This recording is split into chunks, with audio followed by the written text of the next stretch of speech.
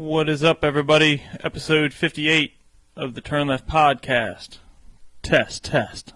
I won't know if it's working yet because I'm solo.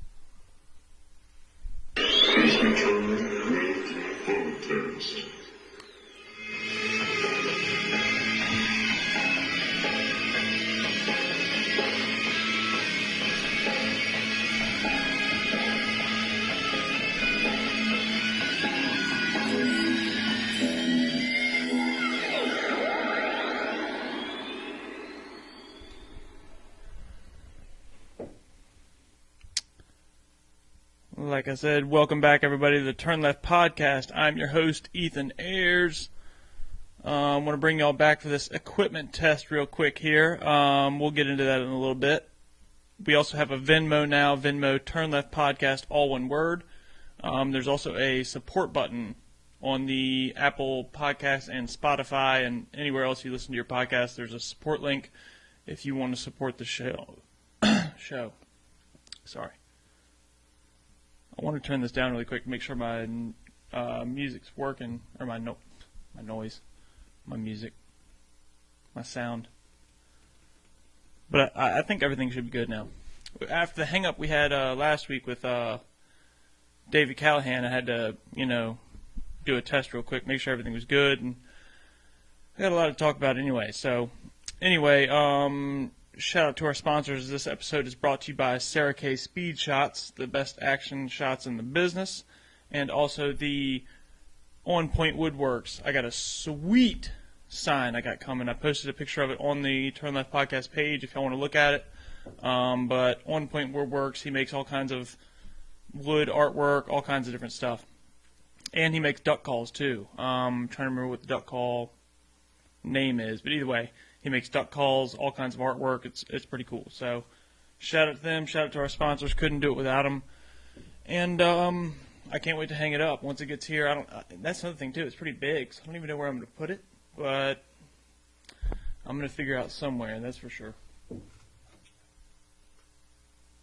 Loud in my ear. The new setup. It probably looks pretty much the same to y'all.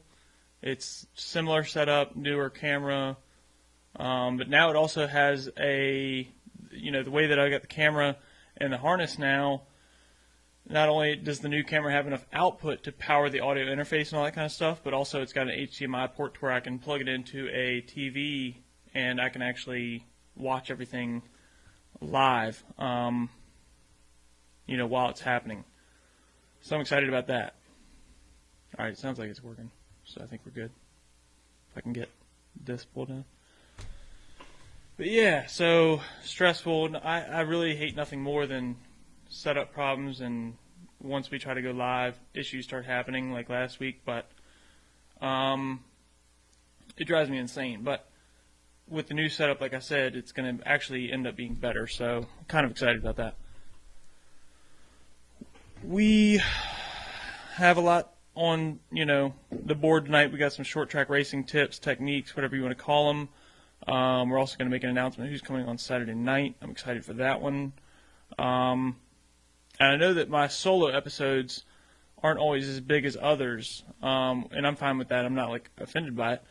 But I feel like if it's been like a month or so, and all I do is ask questions. I never actually get to talk about what I want to talk about or what's going on in recent news, stuff like that. So every once in a while I might break it down and just do a single episode. This one obviously is a lot to do with testing the equipment, but I've had a couple things on my list that I wanted to talk about, and I haven't been able to because I'm always interviewing, whichever guest we have, which, shout out to all the guests. I love them to death, but like I said, it just doesn't leave me an avenue to really, get into some of the stuff that I put on my list throughout the week. And I could add these things in there, but I don't want to take away from their time, especially a lot of the guys lately have been coming in from out of town. I want to give them their full hour and not blab about, whatever my opinions are or whatever on the racing world. So, anyway, solo episode again, like I said, tonight. And like I said, the new setup, now I'll have a TV to where I'll actually be able to watch live comments and everything. I've got them on my phone right now. So what's up, Andrew Fuller? But What's up, Mike Rudy, Scott Burchett, David Barden, Eddie Kenny, what's up? Season opener coming up quick. When is that, Eddie Kenny? Now that I'm watching my phone and everything, I've got it all up and running. When's the season opener? Let me know.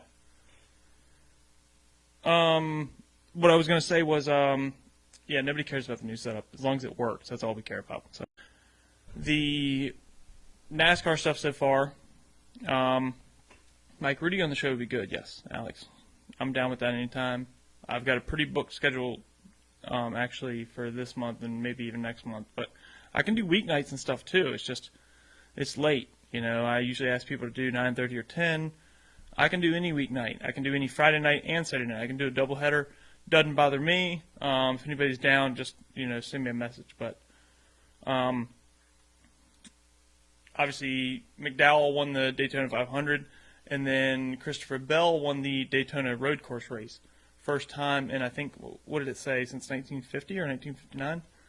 That two first-time winners have won the first two races of the season in NASCAR. So, exciting. If you're into that, I'm sure I'd rather see Kyle Busch win the first two races of the season. That's just me. And he does need the Daytona 500 win. But that's the NASCAR news, I guess. I'm sure you all saw Connor Jones won back-to-back down at New Smyrna. I mean, he's just been doing work. And shout out happy birthday to him. I think he just turned 15. So, I mean, he was literally 14 years old down at New Smyrna, you know, stomping these probably much older and much more experienced guys. This kid's the real deal. Keep an eye on him. That's all I got to say. I mean, I wanted to make a comment on somebody's post, like, you know, not only when he won his first one, but when he won his second one, you know, back-to-back. It's like, this is really the, you know, these points in time, whether him or his parents, and I'm sure they do, but whether or not they do, moves like that and times like this is what really makes an impact on somebody like his career. I mean, this could be the turning point, in my opinion, for somebody like him, because winning on a big stage like that at the age of 14 in a late model series, you know, a huge race. I can't even imagine, you know what I mean? I can't even imagine what was going through. He seemed to, you know, handle it pretty well. I mean, even in victory lane and stuff like that, he seemed cool, calm, and collected like he always does. But I don't know. I mean, those are two big races to win, or, you know, just winning any of those races is huge. So after the first one, I was like, wow, this could really make, and then he won back-to-back. It's like, wow, I guess. But anyway, so super proud of Connor Jones. Shout out to Connor Jones for his awesome performances, and I think he was doing well up until he got wrecked out of the third one or fourth one. They raced like 10 times. I don't, you know, understand the whole platform, but he won a couple times at least. So shout out to him. I'm sure y'all heard Riley Music got kicked out because, and I don't want to, hopefully this doesn't, I'll try to keep it short. I don't want to go against their policies, or I don't know if I was halfway to blame for them getting in trouble in the first place. Not halfway, but, you know, added fuel to the fire. But pretty much what happened was he was passing, this is Bandoleros, he was passing the leader for the race down at, can't remember the track, it's not written down. He was passing for the lead, got past him, didn't look like anything wrong with it, going down the backstretch, literally gets dumped backwards into the wall, you know, blatantly gets dumped backwards into the wall and obliterates his car and just tears everything to pieces. So not only does that happen, does he get taken out blatantly by another driver, then the father of said driver comes over to their stall and starts yelling and cussing at young Riley, who I don't even know how old he is, but he's young. Too young to be getting yelled at and cussed at by a grown man that, when he was in the right to begin with. You know what I mean? Like, he never did anything wrong. He got wrecked. And now you're coming over here to talk? You know what I mean? Like, he's too young to be talking to like that from a grown man. It's one thing if the two kids want to talk it out or whatever, but to be talking like that when y'all are in the wrong in the first place really rubs me the wrong way. Then, the fact that they posted a video of the incident, didn't say a word, didn't say, oh, we're going to get him back next time. They didn't say a word. obviously comments flowed in. I shared the video. More comments flowed in. And people were, the dad that did that deserves to be punched in the throat. Heinous things were said. And I'm not proud of them, and I didn't say any of them, but I did share the video and allow my platform to gang up on it. The problem is long story short, they got disqualified and thrown out for pretty much the weekend because they violated the INX rules of posting the video to social media.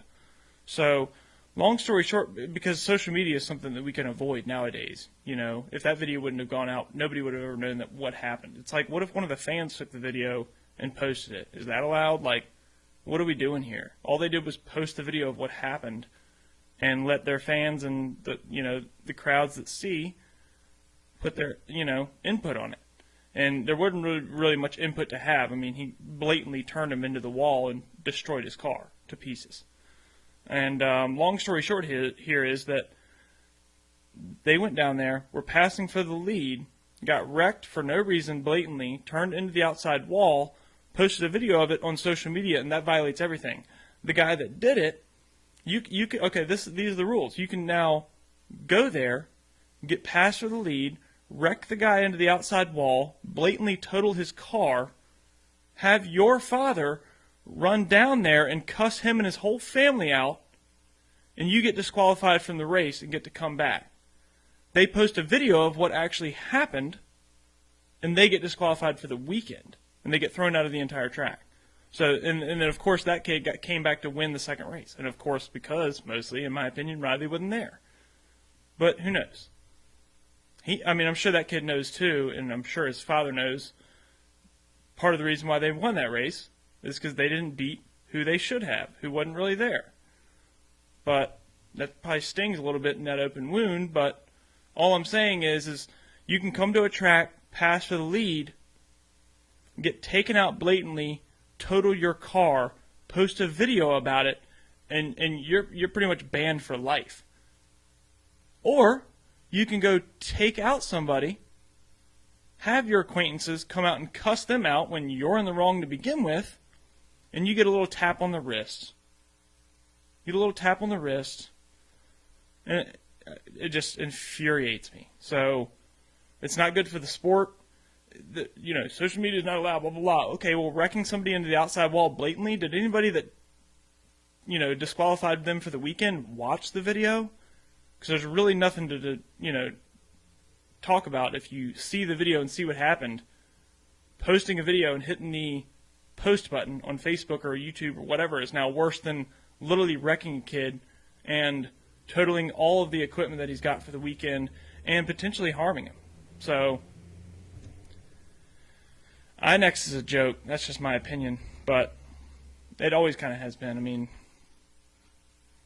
And I don't know anything about it. But nobody loves watching the Bandolero races, and nobody loves watching the Legends races. And that's not, we used to.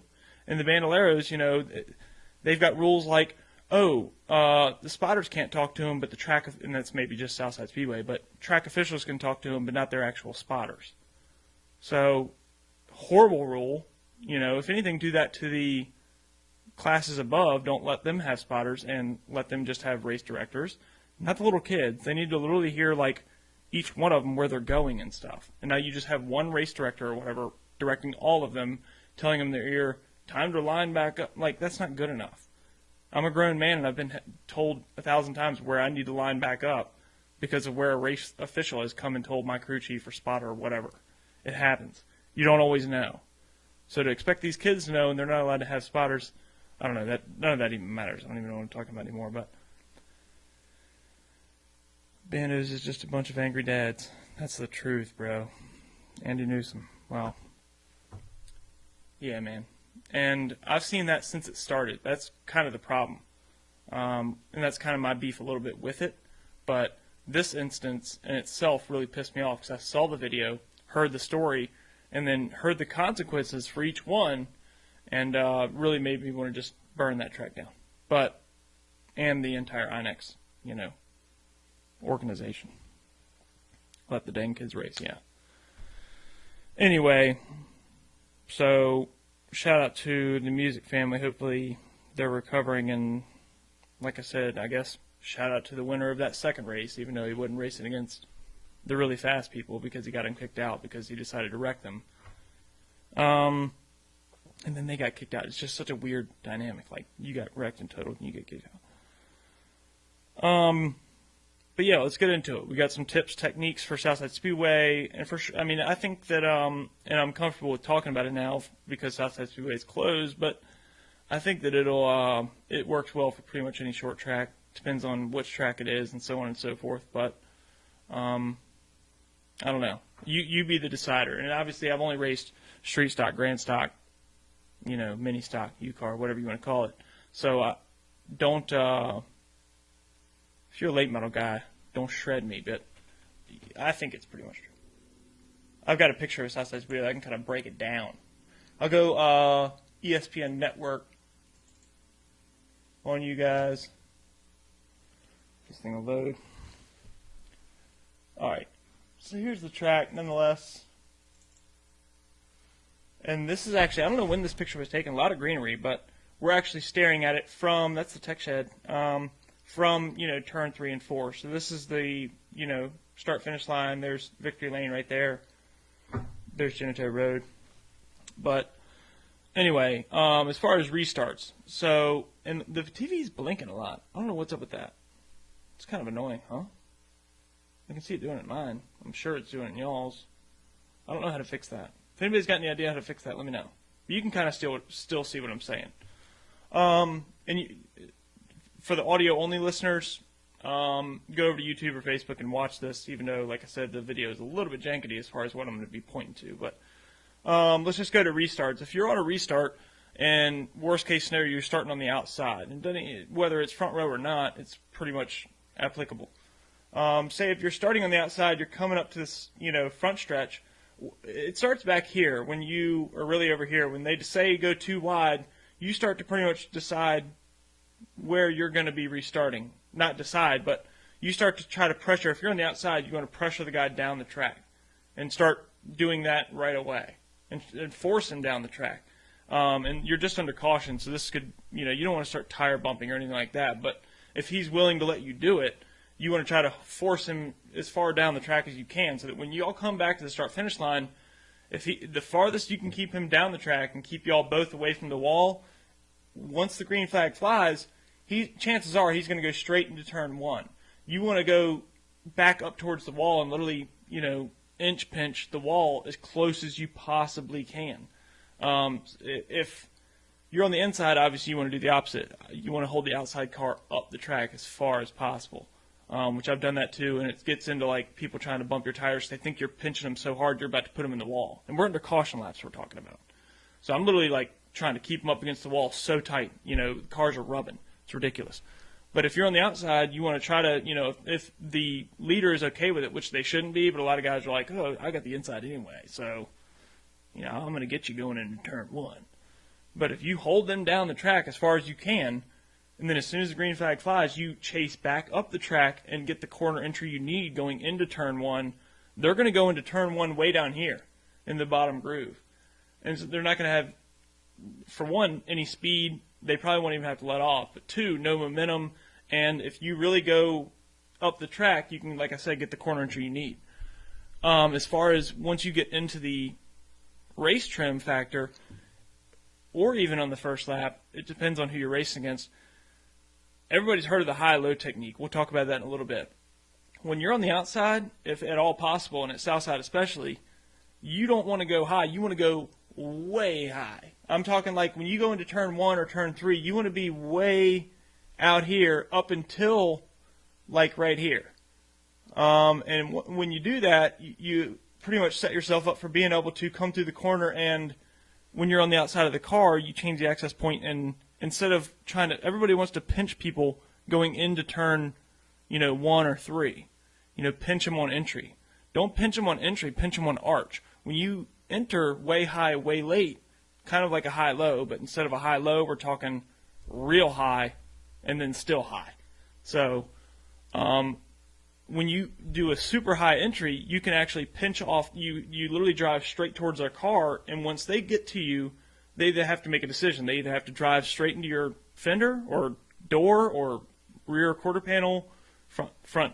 It doesn't matter. They either have to drive straight into you to keep their corner, exit on path, or they have to cut the wheel harder, let out the gas a little bit or whatever. So you literally cut out their exit, arc by cutting the track that way. And like I said, they're either going to drive into you or they're going to let off, and they're usually going to let off or turn a little bit harder. And now you have going down the back stretch or the front stretch the bigger, push momentum and, the better opportunity to make the outside actually work. It's extremely hard to make the outside work, especially Southside Speedway, any short track really. So, like I said, I don't know if something like this will work at Dominion with such high banking, but it does help. If you beat me in the corner, I'll win off the center. Yeah, and that's part of it. Loved outside there, learned by watching Eddie. Eddie Johnson, thanks Mike Rudy. Eddie Johnson is, what's up Patrick Fisher? One of the best Eddie Johnson is running the outside. I've seen him do these, him and Bugs Harefield actually. And I'm a Chris Dodson fan. I'm actually the biggest fan of Eddie Johnson, but Bugs Harefield is actually one of the best, along with Eddie Johnson, doing the weird high entry points and rotating the car. You change the access point of the corner, and you can either manipulate the car on the inside or just make a better lap time from the outside. And they're masters at that, and I don't know how they do that, especially in a late model. I've only done it in, mostly U-Car, mini stock, a little bit of, all this started when I was in street stock, grand stock, and I was doing it all then, and if you can do it right, it applies pretty well. So, I agree, Mike Rudy. Yeah, he's a beast at the outside. Chapman, you got a shout out later. We're going to talk a little bit about crossover stuff. These things work at other tracks on a larger scale. I think you're right, but once you get to if you're talking about real NASCAR stuff, like super speedways, none of this stuff, it's all thrown out the window. But even short tracks on higher circuits, definitely. Also on restarts, this one, say if you're leading the race, this is a Landon Abbott shout out. If you're leading the race, you want to, as you're pulling up to the, cone, green flag, whatever you have at your track, there's a couple things you want to do. You want to go as slow as possible, depending on what gear and what transmission you have. But you also want to wait until you see the outside guy. Well, you get right up to the last point, and then you see him literally hammer the gas, and you still wait. And once he hammers the gas, he's going to realize that he's about to jump the gun. And once he realizes that, he's going to have to let off. And as soon as he lets off, that's when you drop the hammer. And by doing that, and it's been done to me, that's how I know. And I've tried to do it to a few people, but I'm not quite as good as how it got done to me. When you do that, and you can kind of do it to the cars behind you too, I'll get into that. But if the car on the outside of you is trying to play the, I want to start at the same time as you, or right, or maybe even ahead of you, but I'll let out a little bit, or I'll kind of ride the gas to let you beat me to the line, which on restarts it doesn't matter. But if they want to do that, like I said, you wait till they hit the gas, and then they have to let off because they're about to, pretty much jump the gun, and then that's when you crack it. As far as if the car is behind you, say if you're in the lead or even on the outside pole, the car behind you, you go as slow as you possibly can, and you hold the pack up, and as soon as you feel the car behind you touch your back bumper, because as soon as they do, they're going to kind of shoot you forward a tiny bit, and they're going to kind of back themselves off a little bit, that's when you crack it. And the gap that you create, just from that little bump, and then you hit it, and they're not ready for it yet, it could be a car length or two. It could be incredible, especially depending on, like I said, gear. There's a lot of different factors in that, but as far as I know, that's pretty much the best. If you're on the pole or in the lead and you're coming back to a restart, and you're really worried about holding the lead, either wait for the guy behind you to bump. It depends on who you're most worried about, who the competition is. If it's both of them, you got your own, set of problems. You can decide what you want, but if the car behind you is what you're worried about, as soon as you feel him touch your back bumper, that's when you crack it, because he's going to, either let off or, he's going to have to. He's not going to push through the leader to start the race. So, and on the outside, like I said, as soon as they take off, you wait And as soon as they hit the brake or let off, that's when you go. And by the time that they catch back to it, that's another, you can gap them by a car length or so usually too. We talked about pinching the arch instead of the entry. Back when we had single file restarts, you lift and wait till they touch your bumper, hammer down and stack them up. Yep, exactly. Pretty much the same concept, but still applies for double file. It's just, like I said, if you're on the outside, you kind of want to do that too, but you're really, held to what the inside guy's doing. I'm thirsty. I haven't even drank anything. We'll get into the crossover thing really quick because I'm thinking about Michael Chapman. I kind of knew this, but Chapman explained it best. And this really happens the most in our division, I feel like, in, U-Car mini stock. But it can happen in all of them. I mean, I was doing it in street stock a little bit. It's just the cars are a little bit harder to move around. But the crossover move is obviously a common and very, very much used move. Obviously when you're passing a guy on the inside and you've got a door on him, he's going to check up early, cut down the track, or maybe even, hold up and then do the high-low, kind of like what I was talking about earlier. Everybody knows kind of high-low. You go in high, you come out low to try to pass the guy on the inside. If you're stuck on the outside and you're already getting beat, you let off a little sooner, change the corner, and you try to, either hit the rumble strips or try to have the better archway coming out of the corner to be able to get underneath the guy and pass him on the inside.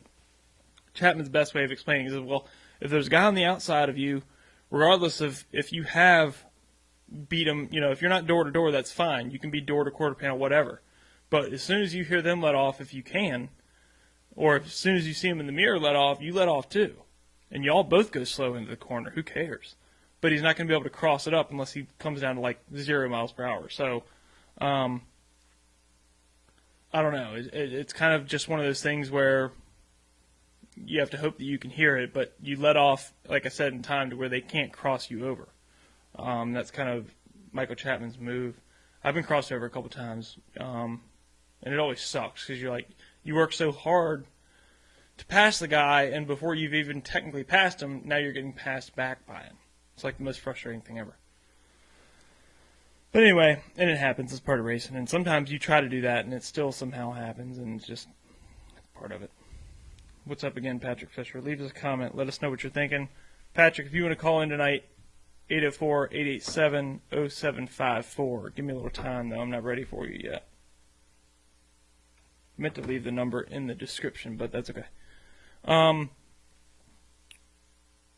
Couple other things. I might have to log off here. I might not be able to read y'all's comments, but I got a couple other things, too, that are important in my opinion. I already talked about it. Corner entry is everything. If you're not entering the corner in the right place or not even using the whole track, if you've got a whole half of a lane or a lane outside of you when you're going in the corner and you're riding around by yourself, you're not doing it right. Just in general, I think that's pretty simple. But where you enter the corner is everything, especially in a lower powered car, because you don't have the horsepower to get you back off the corner, so you really have to keep up the momentum. Again, Chapman said one time something about he thought he was, or I was trying to catch him. I don't know. He's like, I don't know. No, somebody was trying to catch him, and he said, well, I was 5 miles an hour faster going into the corner than he was. And not their lap times that much different, but, if you can't get to the guy going into the corner, it sometimes can make it pretty tough. So if you're really driving it in, you can make the car stick, and even you don't have to drive it off as hard. Sometimes that's if you're in the lead, that's a defensive way to win the race, because last thing you want to do is drive it in soft and let somebody get to you. But that's common sense. Nobody needs to hear all that. Crossover elimination, we already talked about. Last lap defense and offense. I kind of went over that a little bit, but just now. Let's just say you're going up on the last lap. And I've done both of these. And one of them did not work out well. The other one worked out fine. If you're going to the last lap and there's somebody trailing you hard, you suspect that they would do anything to win, you can take two approaches. You can let off early. That way when they hit you, it doesn't knock you so far up. It's more of a manageable, you're going slower. So or you can drive in so deep that you entirely ruin your exit coming out of the corner, but you totally take away the possibility for them to ever reach you. You kind of have to know who you're driving against. This is like, I think, like Dylan Devaney at Southside Speedway, technically my first ever time to victory lane in a U car. I suspected that he would drive in super deep going the last couple laps, or at least the last 2 turns of the last 1 lap. And when you that's another thing too about watching film and knowing your other drivers, which is extremely important. Mike and O taught me that. Knowing your other drivers, if you suspect that he will drive in deep and not just drive consistently to try to pick you off, if you know he'll drive in deep, you drive in deep so he cannot reach you. And it's just kind of as simple as that. But I tried it another time where I tried to go in soft thinking somebody would hit me, and they did. By the time they hit me, I was going so slow and he was going so fast. I mean, it obliterated me and just knocked me way up the track, and they won the race. And not a good story ender for me. So it'll absolutely ruin your exit of the corner and your next lap if you were to have one. This is more like a last lap defense mechanism, but as long as you can get in there deep enough to where they can't touch you, like I said, by the time they drive in deep enough, hard enough to try and touch you, they're going to totally botch their exit of the turn anyway. So don't worry too much about messing up your exit. They're going to be trying to reach you so hard they're going to mess up their exit. You're both going to be driving in way too hot into the corner and not hot enough coming out, which is fine. As long as you win the race, stay in the lead. That's the point I'm getting at. There's also one of these, like, and they apply this to a lot of things, like the first time it clicks. The first time that you're doing something and it just all of a sudden it clicks in your head and you kind of know how to do it from then on. And it's not up until that point that you realize all the time before that you never really knew how to do it, as weird as that sounds. So, sometimes you're not told that it's coming, sometimes it just comes. I mean, like diving into water. Like, it's like one of those things, you can't do it. You can't jump head first for me. And then one day you do it and you're like, oh. And there's no problem after that. You can do it 100, it's like once you've done it, you can do it every time, no problem. You're not scared of it, nothing. It's just like part of it. Or they say that about like electrical work or like control wiring for electrical, like it's really complicated and it's all the circuits and all that, but one day it'll click. And then once that day happens, you'll kind of get it from then on. They say that about a lot of things. And I think driving is race car driving anyway, is partly one of those things. I would say that my moment, I remember I was in street stocks long ago. I think I was probably 19, 20 years old. Maybe not. I think I was maybe 17 or 18, but still. And I was driving my regular race. I think I was in second or third, and I got passed by Mike Gano. And I finally got to follow him during race trim, not just around in practice. He didn't practice much anyway, but we were going down the backstretch, and I was like, he's so close to the wall, it's scaring me, but I just tried to follow him. And then he went to the corner, and he just snapped the car to the left, and then I could literally see the whole car crank sideways, and he was already turning it back right, like just like in the movie Cars, like you got to turn right to go fast left, or whatever it says. It was just like that. And I went in just as balls deep into the corner. That probably wasn't appropriate. I went in just as hard into the corner, turning left, and then, like I said, all automatically, like the whole car's washing out, sliding out from under me, and I'm turning it back right. And I'm just trying to aim for wherever he's going, just trying to follow his path. And I slid the car into the corner, totally out of control, literally felt like I was going to wreck. Like, this is insane. Got it together, came out of the corner, and the next thing you know, I'm literally, like, still right behind him. And from that point forward, and I had somebody else behind him, was now behind me putting the pressure on. And from literally that lap forward, it almost like clicked. Like it was like, oh, you have to be at this level. You really have to really drive the wheels off of these things. And it's not just street stocks always. It could be any division.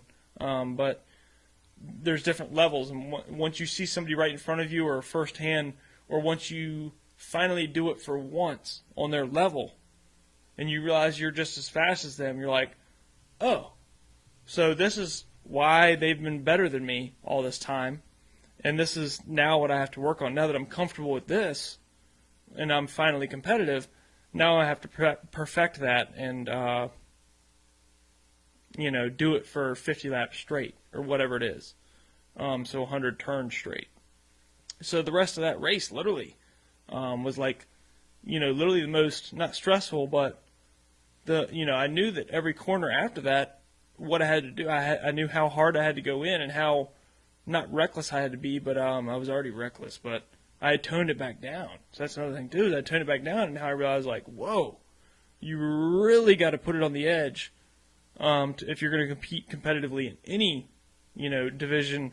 You have to have the car hung out there and so far on the edge to, really get everything you can out of it and to run with some of these guys that are doing that. Because if you're not, then you're just not. You're not going to win. So that was my clicking moment. It kind of clicked then, and like I said, every lap for the rest of that race and pretty much every lap after that, I drove differently and more,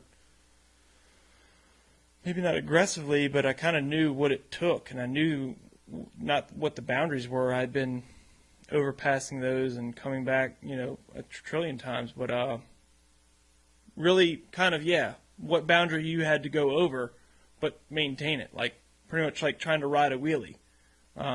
It's like trying to do it for 50 laps straight. Like I know how to do it for a second, but doing it for a long time, I don't know where that's going. That maybe not relatable, but I just kind of knew what it now took and what I had to do to be able to compete with these guys. So I don't know. That was just one of those moments where I feel like once you kind of get it, you kind of get it. And I've never driven a late model or anything. I'd be probably dog shit, but the divisions that I raced in, I was at least competitive. That's something really good I was going to say. Don't remember it. Oh, I got a good one. Talking about Mike and O. You're talking about using up the whole track. Him and, this is a way throwback. I think this is 2012, 2013. I think it was 2012. Him and Brian Smith weren't getting along. They used to be not best friends. They were close friends. Mike and O helped them out. They worked out of the same shop, blah, blah, blah. Well, they kind of started butting heads, and they were now against each other, not with each other. And I saw firsthand, I was riding in third or fourth place, and they weren't in the lead. It was somebody else in the lead.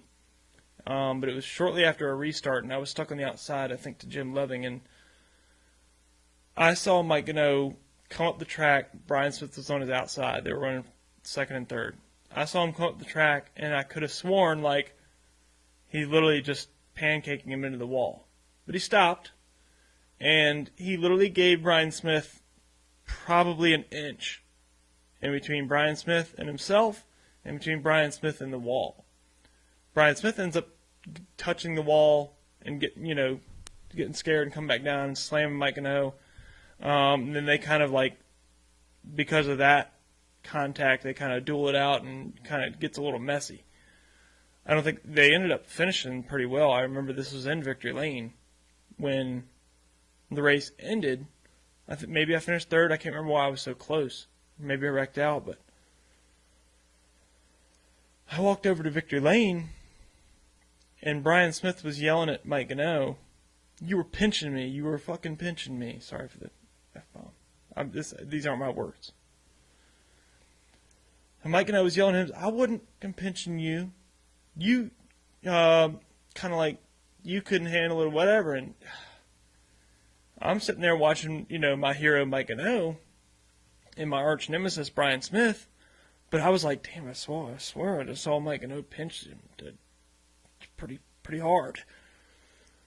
And he did. But at the same time, he did. Technically, there was enough room for Brian Smith on the outside. So, it was just one of those conundrums where you find yourself, you're like, wow, neither one of them really think that they're in the wrong, and really neither one of them are. I can tell you right now, if I was in Brian Smith's spot, I probably would have ended up touching the wall and turning back away from the wall and ended up in Mike and O's side door too. But it was just one of those things you'll never forget, because I remember them not liking each other.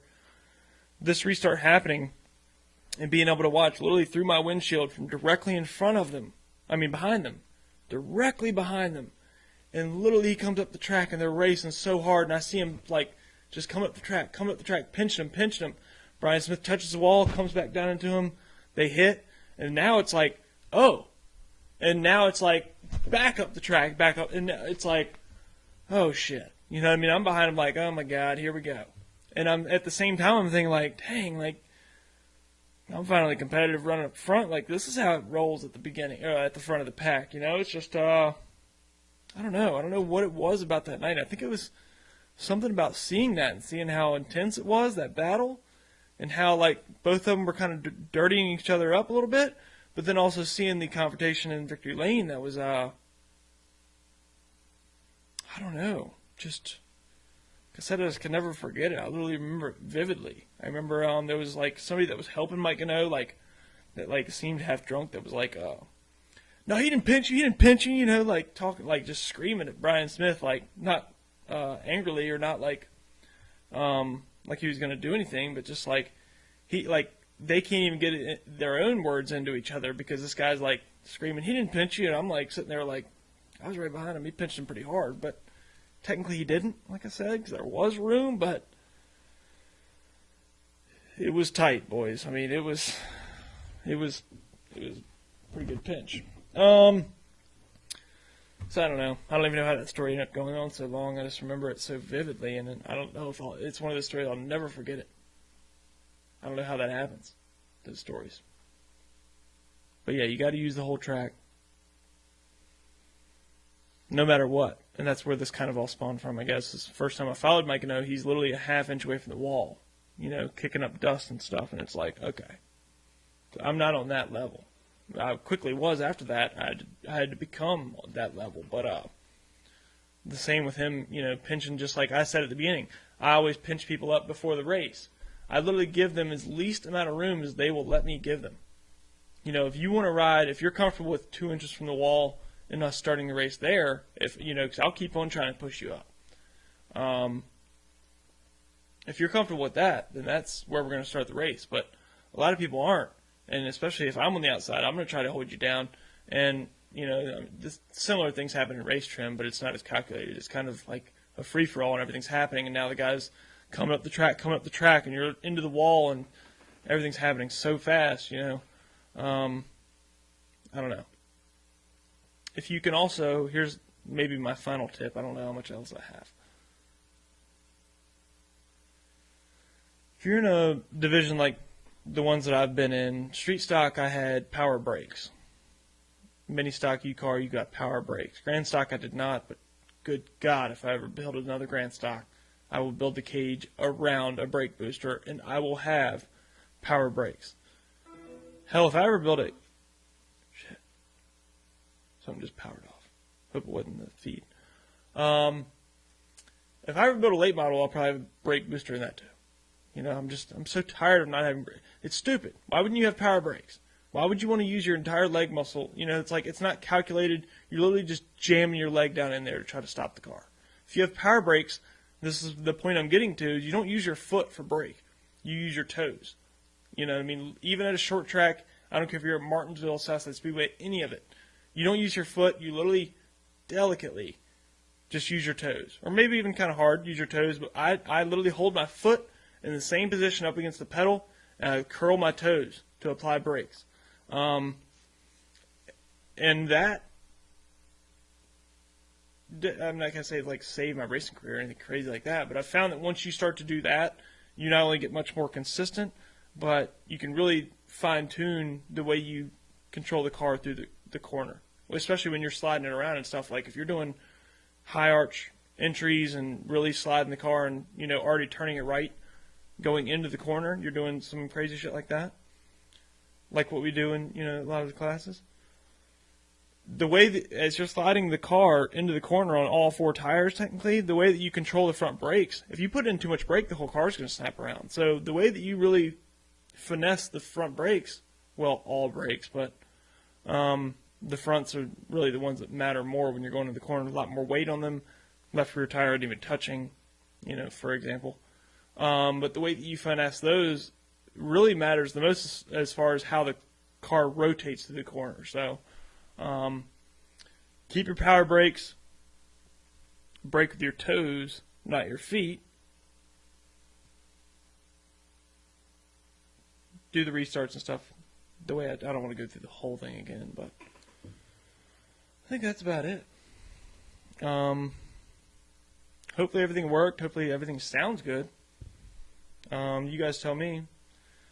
We're coming up on the 1-year anniversary, so I don't know. I'm excited about that, I guess. It's crazy. I think it's already been a year. I mean, it's funny to think back at a year ago. Like, I don't go back and watch the videos, but as we come up on the 1 year, I went back to the first video just to see what date it was, so I'd know that when the actual birthday of the podcast was. And just with not only watching that or viewing the picture of it, but also just thinking back to how it all started and how everything was set up at the beginning, you know, like as far as like the audio interface and everything was not plugged into the camera, or, you know, what you're listening or watching through now was literally just plugged into a speaker and it would just blare into the camera. I don't know. That's just memories I had that are just like, wow, like, damn, I can't believe we were doing it like that. Like, how stupid, but I didn't know. A year ago when I started this, I didn't have a computer. I didn't have any knowledge of at all what I was doing. And I hadn't, looking back, dude, I had no idea what I was getting into. I didn't know how to upload to YouTube. I didn't have a YouTube channel. I thought it was just, I bought a podcasting kit on like Google and thought I'd just plug it into my phone or my iPad or whatever and just, let's rip. I've got a podcast now. I learned quick, though. That's not how it is. Not at all how it is. But that's okay. We're growing. We're doing better. It's a lot better now than it was then. Good God. And like I said, I'm excited about the new setup because now I'm going to be able to set up to another TV. We're going to be adding a third TV to the studio. It's really starting to feel like a studio now, too, which is pretty cool. And Chris Dodson said he liked the setup, so that's pretty much, that's all I need, you know. But really with the new setup and the new TV and all, it's going to be sick, dude. I'm excited. You're good. Looks like it's working. Thanks, Gary. Ethan is the toe guy. Oh, is a toe guy. Yeah, I'm a toe guy. I don't have a toe fetish, but I will set your toe and I will drive with my toes. How about that, Chapman? Thanks for sending in some stuff. Thanks for sharing the video, Chapman and Alex, or the announcement. Oh, yeah, this Saturday we've got our first dirt racer coming on, Corey Bradley. I'm sure you all know him. He's a legend in this area. His dad, too. I don't know if his dad's coming, but everybody knows his dad, too. But, yeah, our first dirt racer. We've had a couple guys that have raced on dirt, but he's probably, I would say, raced more races on dirt than asphalt. So that's how I consider you a dirt racer. Or that's what, I'm making new rules. That's what makes you a dirt racer. More races on dirt than on asphalt. Go to the bottom right. Hit that like button, please, everybody that's watching. It means a lot. If you do like the show, send me a message. I don't know what I was thinking. I thought the show would be like blown up overnight back when a year ago when I started too. I'm like, oh yeah, my episode 3 will be popping off. Yeah, that didn't happen. It can be discouraging, but it can also be encouraging too. We're already up to like 1,300 something follows on Facebook. I just need to grow that YouTube stuff a little bit bigger. So appreciate it if you like it, share it. Try to get the word out. And since last week with Davey Callahan, I've gotten like 4 new subscribers on YouTube. So I'm not being negative. I'm pumped. I'm not trying to complain at all. I'm serious. It's tough to get the YouTube subscribers. So yeah, thanks Davey Callahan. Like I said, 4 new ones since that episode. So keep on spreading the word. Keep on doing your thing, folks. I'm working on some stickers too. Once I get more stickers, I'll send them out. Yeah, he raced Southside, yeah. He raced Southside back in the day, mini stock. Can't remember his dad's name. Corey Bradley. Doesn't matter. Derailed me. Thanks, Gary Burke. Thanks, David Zabrera. Thanks, Chapman. Thanks, Patrick Fisher. Shit, did Patrick Fisher call me? 887 0754. I don't even know how to work this phone. It's embarrassing. Hope you all liked tonight's stream, and if you did appreciate the short track driving tips, or if you think you can use them at all, or if you end up using them at all later this season, and they work out for you, Brian Bradley. Thank you, Corey. I would love to hear about it. And like I said, if you're a fan of the show, reach out and just let me know. Because sometimes, like I said, the numbers can be discouraging, but we're always on the way up. And look forward to this upcoming Saturday with Corey Bradley. Again, if you want to support the show, support links are on Apple Podcasts and Spotify and everywhere else. And we have a Venmo, Turn Left Podcast, one word. Turn Left Podcast, one word. No, y'all know. All right, everybody. I appreciate you tuning in tonight on Impromptu. See you Saturday night. Glad the new setup worked. I'm trying to figure out how to get the TV to stop flashing like that. I don't know what that is. Yeah, see you all Saturday night with Corey Bradley. Thanks, everybody.